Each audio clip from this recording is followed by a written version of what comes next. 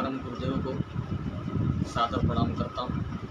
गुरुदेव भगवान के आशीर्वाद से मेरा जीवन, मेरे परिवार का जीवन भगवान की कृपा से और गुरुदेव जी की कृपा से अच्छे प्रकार चल रहा है। मैं अपने आप को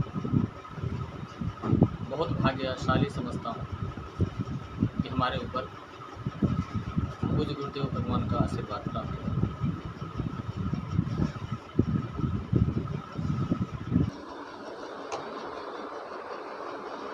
धर्मशास्त्र में जब आप उस पर ध्यान देंगे तो आपको बहुत सी चीज़ें मिलेंगी, बहुत सी बातें मिलेंगी जो हमारे जीवन में हमें और आपको एक सतमार्ग पर ले जाने के काम करेंगे। यदि आप उस पर ध्यान नहीं देंगे तो जैसे जीवन चल रहा है उसी प्रकार से चलता रहेगा। सुख दुख सब कुछ आते रहेंगे, लेकिन आपको यह समझ में नहीं आएगा कि हमने गलतियां कहाँ की हैं, क्योंकि ये गृहस्थ धर्म का एक सूत्र होता है। यदि आप उस सूत्र के हिसाब से चलेंगे तो आपको यहाँ तो सुख मिलेगा ही, लेकिन सीधा आपको परम धाम भगवान के गोलोक में आपको वास मिलेगा। इसलिए हमेशा सत्कर्म करें और भगवान की भक्ति करें। जिस तरह से हमारा जन्म हुआ है वो इसी कारण से हुआ है। मैं बार बार यही कहता हूँ कि हमारा और आपका जन्म इसी वजह से हुआ है। संसार में माताएं सब हैं, सब ने पुत्रों को जन्म दिया है, लेकिन जन्म देने से ही कोई जननी नहीं हो जाता। यदि जन्म देने से सब कोई जननी हो जाएं तो भेड़ बकरी आदि जो पशु हैं वह भी कहेंगे हम भी जननी हैं। लेकिन सबसे भाग्यवान स्त्री वह है जिसका पुत्र जो है भगवान का भक्त हो। ऐसी माताओं को मैं सादर प्रणाम करता हूँ जिनके पुत्र भगवान की भक्ति में हमेशा लीन रहते हैं। ये नहीं कि कार्य नहीं करते, जीवन यापन के लिए तो कार्य करना आवश्यक है, बिना उसके पेट नहीं भरा जा सकता, लेकिन उसी में से समय निकाल करके भगवान की भक्ति करना ये बहुत पुण्य का काम है। तो माताओं का ये पहला कर्तव्य होता है, क्योंकि बालक की सबसे पहले के गुरु, प्रथम गुरु जो होते हैं वो माता ही होती है। बच्चों को बोलना चलना, हर चीज़, हर रिश्ते को समझाना ये माताओं का काम है। इसलिए यदि माँ चाहे तो वह अपना और अपने पुत्र का दोनों का जो है जीवन सफल कर सकती हैं, सिर्फ उन्हें भगवान की भक्ति के मार्ग पर प्रेरित करके। यदि वह ऐसा करती हैं तो उन्हें पुत्र के भक्ति के द्वारा उन्हें भी सद्गति की प्राप्ति हो जाएगी, क्योंकि उसका फल माता को भी मिलता है। क्योंकि माँ ने ही प्रेरित किया तो बालक जो है भगवान के प्रति धर्म में समर्पित हो गया, भगवान की श्रद्धा भक्ति से पूजा करने लगा। ये हर माता का कर्तव्य होता है। अब मैं आपको बताता हूँ, दो हमारे सनातन धर्म में दो ऐसे महाकाव्य हैं जो सबसे ऊपर हैं, और दोनों की रचना देवाधिदेव महादेव ने की है। एक रामचरितमानस जो आप लोगों के घर में, सबके घर में, कुछ नहीं तो सबके घर में तो होगा ही, और दूसरा है श्रीमद् भागवत पुराण। इन दोनों की रचना देवाधिदेव महादेव भगवान शंकर जी ने किया है। रामचरितमानस में तो आपने पढ़ा भी होगा, रचि महेश निज मानस राखा, पाई सुसमय शिवासन भाखा। ये तुलसीदास जी महाराज भी लिख रहे हैं कि मैंने पहली बार नहीं लिखा है, इसके पहले भगवान शंकर जी ने इसकी रचना की थी, लेकिन माता सती को सुना नहीं पाए, क्योंकि उसी समय दक्ष प्रजापति के यहाँ वाजपेय नामक यज्ञ हो रहा था, जहाँ पर वह भगवान शंकर की आज्ञा के बिना ही जा गईं। और उसके बाद जो हुआ आप लोग कथाओं में सुन ही चुके होंगे। तो वो कथा उन्होंने उनको सुनाया भी नहीं, आशीर्वाद के रूप में उन्होंने लोमस ऋषि को दिया संकल्प, और लोमस ऋषि ने काकभुसुंडी जी को दान कर दिया। और वही काकभुसुंडी जी नीलांचल पर्वत पर आज भी गरुड़ जी को भगवान की कथा सुना रहे हैं। अब भगवान शंकर को ये हुआ कि हमने कथा तो लिखा श्री भगवान की, अपने नाम आराध्य देव की, लेकिन वह कथा सुनने में कैसी है ये मुझे नहीं पता। तो उन्होंने विचार किया, तो उनके मन में आया। तो एक दिन प्रातः काल में वो भगवान शंकर जी नीलांचल पर्वत पर जाने के लिए तैयार हुए। और जब जाने के लिए तैयार हुए, अब कहाँ भगवान शंकर त्रिशूल, डमरू, जटा में गंगा, मस्तक पर चंद्रमा, ये सब लेकर अगर वहाँ जाते तो भगवान शंकर को देखकर गरुड़ आदि देवता, जितने गरुड़ भी थे वहाँ पे जो कथा सुन रहे थे, और बाकी पशु पक्षी जो थे सब बगल में भगवान की कथा सुन रहे थे, इनको देखते ही तो सब भाग जाते। तो उन्होंने विचार किया कि इस स्वरूप में जाना ठीक नहीं है, मैं अपने स्वरूप को बदल लेता हूँ। तो उन्होंने बदल कर अपना स्वरूप बदला, एक हंस का रूप बनाया। मराल, मराल मतलब हंस होता है। एक हंस होता है, एक परमहंस। परमहंस की संज्ञा उसे दी जाती है, परमहंस की उपमा अद्वितीय है। जैसे दूध है, दूध, आज तक वैज्ञानिक लोग ऐसा कोई मशीन नहीं बना सके जो दूध में से जल को निकाल कर अलग कर सके। दूध अलग हो जाए, जल अलग हो जाए। लेकिन हंस एक ऐसा पक्षी है जो उस बर्तन में यदि मुंह लगाया तो दूध पी जाएगा और जल को वहीं छोड़ देगा, जल वैसे पड़ा रह जाएगा। तो यही हाल होता है परमहंस। जो तपस्वी लोग होते हैं उनमें परमहंस, आपने सुना होगा कोई परमहंस हैं, उनके सामने लग जाता है परमहंस, फला फला फला, तो वो ऐसे ही परमहंस नहीं हो जाते, क्योंकि उनके अंदर विकार रहता ही नहीं। सारे विकार उनके नष्ट हो जाते हैं, तब जाकर के वह परमहंस होते हैं। तो हंस के रूप में भगवान शंकर वहाँ जा कर के भगवान की कथा को सुना। जब कुछ देर बैठते थे तो वहाँ गंगा की कुछ बूंदें गिर जाती थी, तो नीचे ज़मीन पे गीला हो जाता था। अब पोल न खुले, इस वजह से वो थोड़ा सा सरक जाते थे। इसी तरीके से प्रतिदिन वह जाकर भगवान की कथा सुनते थे। और दूसरी कथा जो उन्होंने लिखा वह था श्रीमद् भागवत पुराण। पुराणों में सर्वश्रेष्ठ, कि उसमें कपट नाम की कोई चीज़ भगवान वेद व्यास ने इसमें डाला नहीं। बाकी सब ग्रंथों में है, आप इस देवता की पूजा करिए, आपको ये फल मिलेगा, अगर ये चाहिए तो उनका, मतलब अनेक प्रकार के देवता जो भी हैं 33 प्रकार के, सबकी अलग अलग पूजा और सबका अलग अलग फल। यदि आप इस तरह से करने जाएंगे तो पूरा दिन तो इसी में व्यतीत हो जाएगा। अलग अलग देवताओं की पूजा करिए, अलग अलग मतलब प्राप्त करिए, पुण्य प्राप्त करिए, फल प्राप्त करिए। ठीक इसी प्रकार का प्रश्न जो है एक बार परीक्षित जी ने सुखदेव भगवान से पूछा था कि महाराज, संसार में ऐसे लोग भी हैं, जैसे सब कुछ पाने वाले तो हैं, अलग अलग देवताओं को पूजा करके सब प्राप्त कर लेंगे। ये श्रीमद् भागवत पुराण के 2 स्कंद के 3 अध्याय में सभी देवताओं का वर्णन है कि उनकी पूजा किस तरह करनी चाहिए और क्या करने से किस फल की प्राप्ति होती है, कौन सा अनुष्ठान करने से। वहाँ पर उन्होंने पूछा था कि प्रभु अब एक बात बताइए कि संसार में ऐसे भी लोग होंगे जिन्हें कुछ भी नहीं चाहिए, या ऐसे भी होंगे जिन्हें सब कुछ चाहिए, वो किसकी शरण में जाएं, वो किसकी आराधना करें। तो भगवान मुनि सुखदेव ने कहा था यदि इस तरह के लोग हैं और होंगे ही, तो वो सिर्फ एक देव की पूजा करें, सच्चिदानंद रूपाय विश्वोत्पत्त्यादि हेतवे तापुत्रय विनाशाय श्री कृष्णाय वयम नमः। वो भगवान श्री कृष्ण की शरण में जाएं, उन्हीं की सेवा करें, उनसे उनको यदि कुछ चाहते हैं तो वो भी मिलेगा, और अगर नहीं चाहते हैं तो भी मिलेगा, और सब कुछ मिलने के बाद भी एक तो मिलेगा ही, भगवान का धाम वैकुंठ। अक्सर लोग कहते हैं कि फला आदमी का स्वर्गवास हो गया। स्वर्गवास का मतलब कोई अच्छा जगह नहीं है, स्वर्ग कोई अच्छी जगह नहीं है।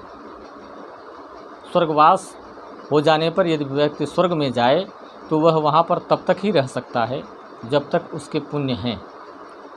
पुण्य के क्षीण हो जाने पर वही देवता वहाँ से उसे फिर भगा देंगे और वह फिर मृत लोक में आएगा और अनेकों प्रकार से चाहे पुण्य कर्म करे चाहे पाप कर्म करे, उसी के आधार पर फिर उसका यहाँ पर जीवन बीतेगा और मृत्यु के उपरांत फिर उसको वही, तो ये आना जाना लगा रहेगा। लेकिन यदि आदमी को, मनुष्य को कुछ प्राप्त ही करना है तो ऐसा कर्म करें कि उन्हें वैकुंठ भगवान के धाम की प्राप्ति हो, स्वर्ग की नहीं।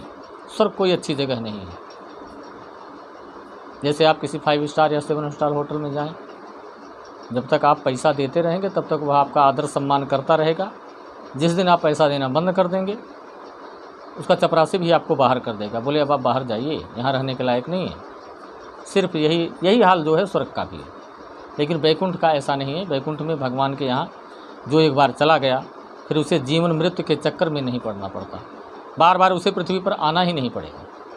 इसलिए ऐसी कामना करो कि हम वैकुंठ को जाएं, स्वर्ग को नहीं। यही हमारी आप लोगों से विनती है। माता पार्वती जी भी एक बार बोली कि प्रभु आप अभी अभी एक उच्चारण किए, बहुत बड़ा 12 अक्षर मंत्र था, ओम नमो भगवते वासुदेवाय। इसके पहले उन्होंने उच्चारण किया था सियावर रामचंद्र की जय। तो पार्वती जी ने पूछा, माता पार्वती जी ने, कि आप बार बार कभी इनको आराध्य देव मानते हैं, कभी इनको बोले माता देवी यह वही है हमारे आराध्य हैं जिन्हें हम अपना पिता मानते हैं। उस अवतार में, रामा अवतार में राम थे, कृष्ण अवतार में भगवान श्री कृष्ण हैं। तो बोले आप कोई कथा नहीं सुनाते। उन्होंने कहा कि सुनाने की तो मैं बहुत कोशिश करता हूँ, परंतु आप सुन ही नहीं पाते, उसके पहले कोई न कोई विघ्न आ जाता है। तो उन्होंने, माता पार्वती ने कहा कि ठीक है, अब आप सुनाइए, हम इस कथा को सुनेंगे। भगवान भोलेनाथ ने कहा कि देखिए ये कथा जो है एक अमर कथा है। इस कथा को हर जगह, हर व्यक्ति के सामने, हर जीव के सामने नहीं सुनाया जा सकता। आप कोई एकांत स्थान ढूंढिए जहाँ सिर्फ आप हों और मैं हूँ, तीसरा कोई होना नहीं चाहिए। अब भगवान शंकर जी, माता पार्वती दोनों जन एकांत स्थान ढूंढने की कोशिश करने लगे। ढूंढते ढूंढते एक पर्वत पर गए। वीरान पर्वत था, वहाँ पर जो पशु पक्षी थे, भगवान शंकर ने कहा कि इनको भगाइए, जब तक ये रहेंगे मैं कथा नहीं सुनाऊंगा। माता पार्वती बोली कि आप गुफा के अंदर चलिए, मैं बाहर निकल करके इनको भगाती हूँ। दुर्गा जी के रूप में आकर उन्होंने बहुत ज़ोर से चिघाड़ लगाई और जितने जीव जंतु थे सब उस क्षेत्र को छोड़ करके बाहर भाग गए। चींटी, माटा, बड़े बड़े पशु पक्षी जो भी थे सब भाग गए। और उस गुफा के द्वार पर एक वृक्ष था, उस वृक्ष में एक तोता और एक उसकी पत्नी मैना, और उसी का एक अंड, जिसको अंडा कहते हैं, वो पड़ा था। अब तोता मैना तो उड़ गए, अंड वहीं रह गए। जब वह रह गया, अब पार्वती जी को तो संतोष हो गया कि सबको तो हमने भगा दिया। अंदर गई, अंदर जाने के बाद बोले प्रभु हमने सबको भगा दिया, ये स्थान रिक्त हो गया है, 3 कोस के परिधि में कुछ भी नहीं है। भगवान शंकर ने कहा कि ठीक, अब हम आपको यह अमर कथा सुनाएंगे, लेकिन मेरी एक शर्त है, जब तक आप बीच में हूँ करती रहेंगी, हुंकारी, जहाँ मैं रुक जाऊँ वहाँ आप हूँ कर देना, तो मैं समझ जाऊँगा कि आप कथा सुन रही हैं। जिस जगह पर आप हुंकारी नहीं भरेंगे मैं वहीं कथा का समापन कर दूँगा। पार्वती जी ने कहा कि प्रभु आप सुनाइए, हम बीच में हूँ करते रहेंगे। पहले दिन की कथा हुई, उस अंडे में जीव आ गया। दूसरे दिन कथा हुई, वह बाहर आ गया। तीसरे दिन कथा हुई, थोड़ा बड़ा हो गया। चौथे दिन की कथा हुई और बड़ा हो गया। 5वें 6वें दिन जाते जाते वह पूर्ण रूप से तोता हो गया और सारी कथा को वह सुन रहा था। 6वें दिन माता पार्वती जी को नींद आ गई। 6 दिन की कथा उन्होंने सुना था। उसके बाद उनको जब नींद आ गई तो भगवान शंकर जो है एक स्थान पर जाकर एक श्लोक पर रुके। अब पार्वती जी निद्रा में, अब हुंकारी कौन भरेगा? अब तोता समझ गया कि अगर उन्होंने हुंकारी नहीं भरा तो कथा तो यहीं समाप्त हो जाएगी, फिर मैं पूरी कथा सुन नहीं पाऊंगा। तो उसने सोचा क्यों न मैं माता पार्वती जी की आवाज़ में ही हुंकारी भर दूँ। तोते की एक खासियत होती है, वह मनुष्य की आवाज़ में बात भी कर सकता है, बाकी किसी पक्षी में ऐसी सामर्थ्य नहीं है। उस तोते ने माता पार्वती जी की आवाज़ में 2 बार हूँ कर दिया। भगवान शंकर फिर से शुरू हो गए और उन्होंने पूरा समापन ही कर दिया। 7वें दिन की कथा समापन करके 12 अक्षर मंत्र का उन्होंने बड़े ज़ोर से नारा लगाया, ओम नमो भगवते वासुदेवाय। तब जा कर के माता पार्वती जी की आँख खुली। उन्होंने देखा कि कथा तो समाप्त हो गई। उन्होंने कहा, प्रभु कथा समाप्त हो गई? शंकर जी ने कहा कि कथा तो समाप्त हो गई देवी, क्यों आपने सुना नहीं? बोले, भगवान मैं तो 6 दिन तक सुनी हूँ, इसके आगे की कथा हमें नहीं पता। तो शंकर जी ने कहा कि जब आपने सुना नहीं तो ये हुंकारी कौन भर रहा था? और आपने कहा कि मैं सब जीवों को यहाँ से भगा चुकी हूँ। ज़रूर कोई न कोई जीव यहाँ रह गया था जिसने पूरी कथा श्रवण कर लिया है। अब उसको मारना पड़ेगा, क्योंकि अगर उसका वध नहीं करेंगे तो यह कथा जो है 1 से 2, 2 से 3 ऐसे करते करते पूरे संसार में फैल जाएगी, फिर कोई मरेगा ही नहीं, सब अमर हो जाएंगे। ऐसा कहकर भगवान शंकर जी वहाँ से आए बाहर। वहाँ त्रिशूल उन्होंने बाहर ही रखा था, नाग को उन्होंने बाहर ही रख दिया था, अंदर लेकर नहीं गए थे। सब वो त्रिशूल उठाए और जैसे ही शंकर जी को देखा वह तोता उड़ गया, क्योंकि वो सब बात सुन रहा था। अपनी जान बचाने के लिए वह तोता तीनों लोक में भ्रमण करता रहा, पीछे पीछे शंकर जी, आगे आगे वह तोता। इसी प्रकार शंकर जी चारों दिशाओं में घूमते घूमते तीनों लोकों में घूम घूम के थक गए और वह तोता भी थक गया। उसी समय भगवान व्यास, जो भगवान नारायण के ही अवतार हैं, 17वां अवतार भगवान का वेद व्यास जी के रूप में हुआ है। इनका पहले नाम था श्री कृष्ण द्वैपायन, लेकिन वेदों का निरूपण करने के कारण इनको एक उपाधि दी गई वेद व्यास। असली नाम इनका वही है, श्री कृष्ण द्वैपायन। अब उनकी पत्नी जिन थी वो वृंदा जी, दोपहर मध्याह्न में उन्होंने अपने बाल वगैरह धोए, जैसे स्त्रियां धोती हैं, उन्हें सुखा रही थी। और सुखाते समय डंडे से अक्सर गाँव में देखे होंगे ना, तो अपने बालों को झटकती हैं। और वो जैसे उनका मुंह खुला ऐसे, और खुला का खोला ही रह गया, एक जम्हाई आई और तोता चारों तरफ से दौड़कर थक गया था और सीधा उनके पेट में, पेट से जाके गर्भ में। अचानक उनको लगे जैसे मेरे पेट में कुछ हो गया है। भागकर उन्होंने वह गई और अपने पति वेद व्यास भगवान से कहा कि प्रभु लगता है मेरे पेट में, मेरे गर्भ में कुछ आ गया है। वेद व्यास जी ने ध्यान किया तो बोले, चलो देवी जो भी है अब समय आने पर ही इसका पता चलेगा, जो है अच्छा ही है। तब तक शंकर भगवान वहाँ पहुँचे, द्वार पे खड़े त्रिशूल लेकर। बोले, आपके घर में एक तोता गया है। वेद व्यास जी ने कहा कि प्रभु कैसी बात कर रहे हैं, हम सन्यासी लोग, हमारे यहाँ तोता कहाँ जाएगा? यदि आपको भरोसा नहीं तो अंदर जाके देख लीजिए, हमारे घर में कोई तोता नहीं है। शंकर जी ने ध्यान किया तो देखा तो गर्भ में जा चुका था। बोले, अब हम क्या करें? और उसके पहले जब ये तीनों लोकों में भ्रमण कर रहे थे तो नारद जी से एक बार इनकी भेंट हुई। बोले, प्रभु भागते भागते कहाँ जा रहे हो? नारद जी ने कहा कि, जब नारद जी ने पूछा तो भगवान शंकर ने कहा कि एक तोता है जो भगवान की अमर कथा सुन चुका है, इसलिए उसको पकड़कर मारना पड़ेगा। अगर नहीं मारेंगे तो यह कथा जो है सार्वजनिक हो जाएगी, प्रचलित हो जाएगी। तो बोले, कौन सी कथा थी? उन्होंने कहा कि अमर कथा। बोले, उसको जो सुनेगा वो अमर हो जाएगा? शंकर जी ने कहा, बिल्कुल अमर हो जाएगा। बोले, तो फिर आप उसके पीछे क्यों भाग रहे हैं? वह तो सुनकर अमर हो ही चुका है, उसे अब आप मार भी तो नहीं सकते, फिर व्यर्थ में उसके पीछे क्यों भाग रहे हैं आप? तब शंकर जी को ध्यान आया, यह बात तो सत्य है, मुझे उसके पीछे भागना ही नहीं चाहिए। फिर आकर के उन्होंने व्यास जी के यहाँ अपनी बातों को कहा। तो व्यास जी ने जब उनको सांत्वना दिया कि यदि वह तोता मिलेगा तो मैं आपको समर्पित कर दूंगा, भगवान शंकर जी आशीर्वाद देकर वहाँ से चले गए। बोले, आपके यहाँ एक दिव्य बालक का प्रादुर्भाव होगा, उसके जैसा संसार में कोई होगा नहीं। आशीर्वाद देकर शंकर जी अपने स्थान को चले गए। अब यहाँ बालक गर्भ में, आमतौर पर हर बच्चे 9 महीने में जन्म ले लेते हैं, अरे 10 दिन आगे या 10 दिन पीछे, लेकिन यहाँ 1 साल बीत गया, 2 साल, 4 साल, 8 साल, 10 साल, 11 साल, 11वां वर्ष पूरा हो गया। अब जैसे जैसे बालक का आकार बढ़ता था, माता का पेट भी बढ़ता जाता, उठने में, बैठने में, खाने पीने में हर तरफ से तकलीफ थी। व्यास जी रोज़ कहते थे, पता नहीं क्या हुआ, यह बालक गर्भ से बाहर क्यों नहीं आ रहा है, पता नहीं क्या है। एक दिन उन्होंने हाथ जोड़ करके 11 वर्ष बीत जाने के बाद 12वें वर्ष में उन्होंने कहा कि आप जो भी हों, आपको गर्भ से बाहर आ जाना चाहिए, इतने समय तक आप वहाँ गर्भ में क्या कर रहे हैं? तो गर्भ में से आवाज़ आई कि मैं गर्भ से बाहर तब आऊँगा जब मुझे एक वचन मिलेगा कि मेरे ऊपर माया और मोह का प्रभाव नहीं होगा, तभी मैं बाहर आऊँगा। अब व्यास जी ने कहा कि पुत्र आप बाहर आ जाओ, मैं आपको वचन देता हूँ कि आपके ऊपर मेरे माया और मोह का प्रभाव नहीं होगा। फिर गर्भ से आवाज़ आई, उसने हंसते हुए कहा कि आप खुद माया में फंसे हो कि पुत्र बाहर आ जाओ, पुत्र बाहर आ जाओ। माया क्या है? यही है ना माया।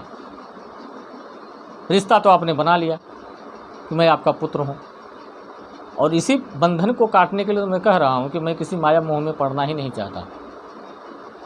और फिर दूसरी बात यह है कि जिसके पास जो वस्तु हो वही दे सकता है, दूसरा कोई दूसरी वस्तु को नहीं दे सकता। दूसरे की वस्तु को दूसरा कोई कौन दे सकता है? तो बोले फिर उसका मालिक कौन है? बोले माया और मोह का मालिक द्वारिका में भगवान श्री कृष्ण है। यदि वो आकर के वचन दें कि हमारी माया और मोह का प्रभाव नहीं होगा आप पर, तो मैं बाहर आऊँगा। व्यास जी भागकर द्वारिका गए, भगवान श्री कृष्ण को सारी बात बताई। कृष्ण भगवान ने कहा कि चलिए मैं आपके इस कष्ट को दूर करूँगा। रथ पर बैठ करके भगवान श्री कृष्ण आए। आकर के उन्होंने गर्भ से कहा कि मैं आपको वचन देता हूँ कि मेरी और माया और मोह का आपके ऊपर प्रभाव नहीं होगा।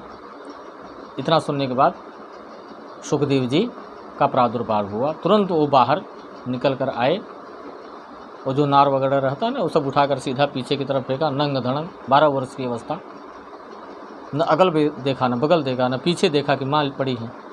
सीधा जो दरवाज़ा खुला हुआ था झोपड़ी का, उससे बाहर निकल गए। उन्होंने किसी को प्रणाम नहीं किया। जब निकल कर कुछ दूर गए तो व्यास जी पीछे से दौड़कर जाने लगे कि पुत्र एक बार कम से कम मुझे नहीं तो अपनी माँ को तो देख लो, जिसने 12 वर्ष तक तुम्हें अपने गर्भ में रखा हुआ है।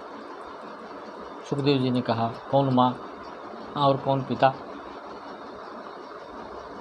जो ये बंधन का कारण है वो तो मैं पहले ही वचन ले चुका हूँ कि मेरे ऊपर माया और मोह का प्रभाव नहीं होगा। इसलिए न आप हमारे पिता हैं न वह हमारी माता हैं।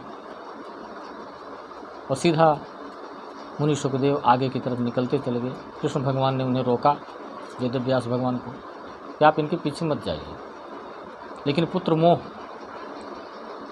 व्यास जी ने कहा कि प्रभु मैं एक बार अपने बच्चे को मुँह देखना भी चाहता हूँ और पत्नी को भी दिखाना चाहता हूँ।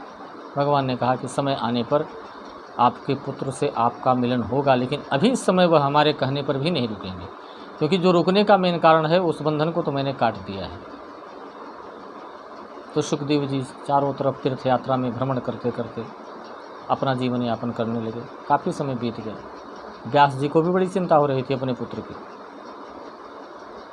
तब उन्होंने अपने 2 शिष्यों को श्रीमद् भागवत पुराण के 2 श्लोक याद कराए। 2 श्लोक याद करवाए, उससे ज़्यादा नहीं और उससे कम भी नहीं। जब दोनों श्लोक को याद करवाया, उन्होंने कहा कि इसको रटो। जब रटने की बात आई तब उन्होंने कहा कि भाई अब तो याद कर लेते हैं। याद करके वह दोनों शिष्यों से कहा कि चारों धाम में जहाँ भी आप जाओ सिर्फ इन्हीं 2 श्लोक को पढ़ना, उसके अलावा आप तीसरा श्लोक उन्होंने याद भी नहीं कराया। कुछ शिष्यों को 2 के आगे कुछ पता भी नहीं था। जहाँ जाते थे सिर्फ वही 2 श्लोक पढ़ते थे और समझा कर रखा था कि इसके बाद यदि कोई आकर पूछे कि इसके आगे का श्लोक क्या है तो उसे पकड़ करके उसे ले करके आप मेरे पास आना। तो शिष्य लोग जो थे वो हर जगह जाते थे, जहाँ भीड़ होती थी वहाँ पर भगवान के बताए हुए 2 श्लोक पढ़ते थे। और वह श्लोक यही थे, बर्हापीडं नटवर वपुः कर्णयोः कर्णिकारं बिभ्रदवासः कनककपिशं वैजयन्तीं च मालां रन्ध्रानधरव्यधया स्फूरयन् गोपवृन्दैः वृन्दारण्यं स्वपदरमणं प्राविशद गीतकीर्तिः। जब यह श्लोक सुखदेव जी के कान में पड़ा तो उन्होंने कहा कि मैं समाधि में थे उस समय। सुखदेव जी बगल में समाधि लगाकर बैठे हुए। यह श्लोक उनके कान में जब गया तो उन्होंने कहा कि जिस परमात्मा की मैं खोज कर रहा हूँ, ध्यान कर रहा हूँ, वो तो वृंदावन की गलियों में गैया चरा रहा है ग्वाल बालों के साथ में। और इसी समय व्यास जी के दोनों शिष्यों ने दूसरा श्लोक पढ़ा। अहो बकीयम स्तन कालकूटम, अहो बकीयम स्तन कालकूटम, जिघांसया पाययदप्यसाध्वी, लेभे गतिं धातृचितां ततोऽन्यं, कं वा दयालुं शरणं व्रजेम, कं वा दयालुं शरणं व्रजेम। यह दूसरा श्लोक जब उन्होंने पढ़ा तब उनको पूरा एकदम पता चल गया, यह श्लोक तो मेरे कानों में जो पढ़ रहे हैं पहले से मुझे है, क्योंकि गर्भ में जाने के बाद में मुनि शुकदेव को श्रीमद् भागवत पुराण के श्लोक धुंधला सा याद थे, पूरी तरह याद नहीं थे। भागकर वह आए और भगवान व्यास जी के जो शिष्य थे उनसे कहा कि आप इसके आगे का श्लोक सुनाइए। उन्होंने कहा कि अब इसके आगे का श्लोक अगर आप सुनना चाहते हैं तो हमारे गुरुदेव जी के पास चलना पड़ेगा, इसके आगे का हमें नहीं पता। फिर उनको लेकर के व्यास जी के पास, भगवान व्यास के पास में वो दोनों शिष्य आए। व्यास जी ने फिर विधिवत मुनि शुकदेव जी को श्रीमद् भागवत पुराण के समस्त श्लोकों का ज्ञान करवाया और उसके बाद से फिर मुनि शुकदेव भ्रमण पर निकट गए। बोलो सच्चिदानंद श्री कृष्ण भगवान की जय। जय जय श्री राधे श्याम।